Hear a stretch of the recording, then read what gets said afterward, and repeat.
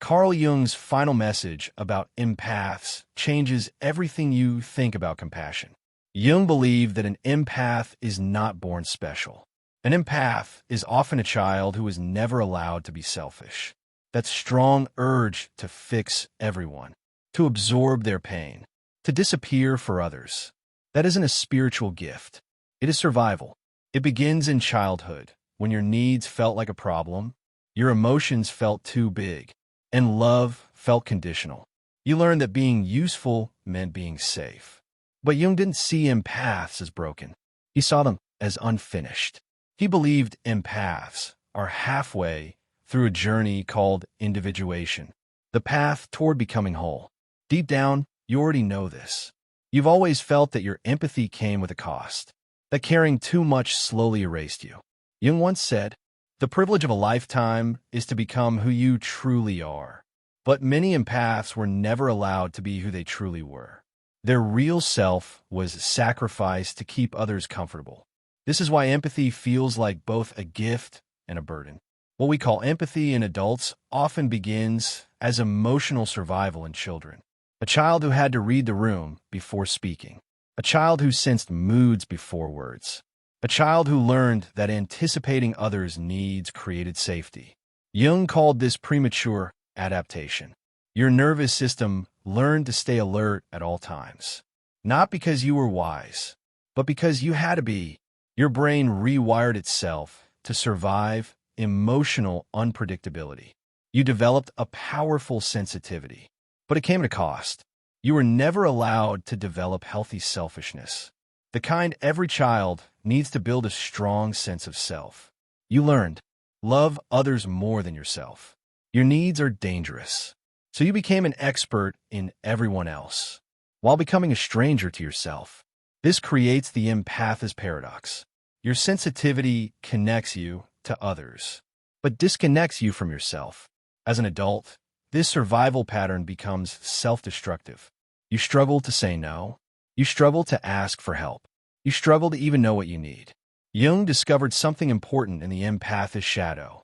Not cruelty, but forbidden selfishness, anger, boundaries, rest, the right to choose yourself.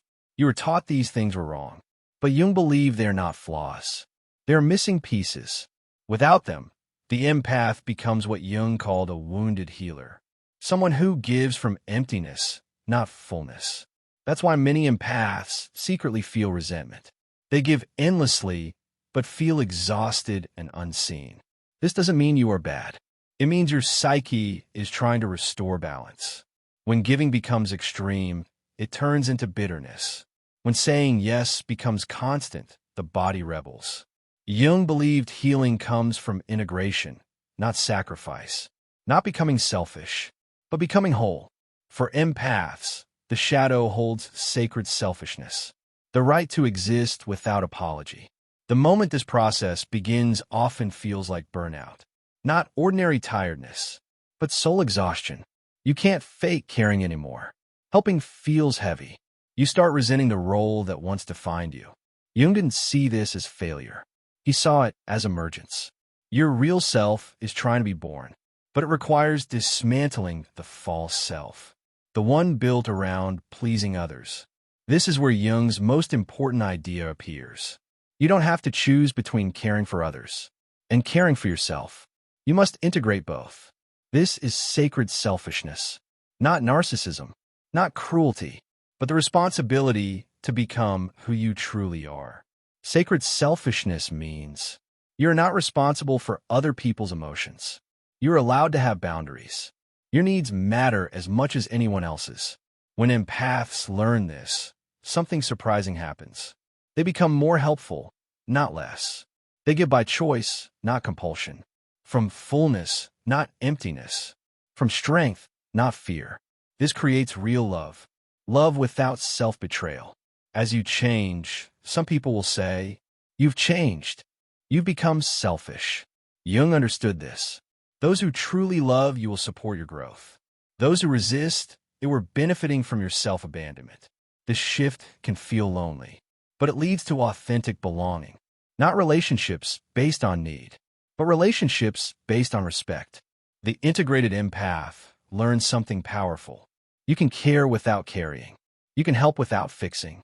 You can love without disappearing. Your empathy becomes a tool, not a burden. Jung believed this was the highest form of service, not self-sacrifice, but self-realization. The final realization is this. Your empathy was never about other people. It was about staying safe in an unpredictable world. Once you understand this, you gain freedom. You're no longer controlled by old survival patterns. You choose when and how to care. That choice transforms empathy into strength. The empath was never broken. They were unfinished. And the moment you choose yourself without guilt, you don't become less loving. You become whole. And that is exactly what the world needs.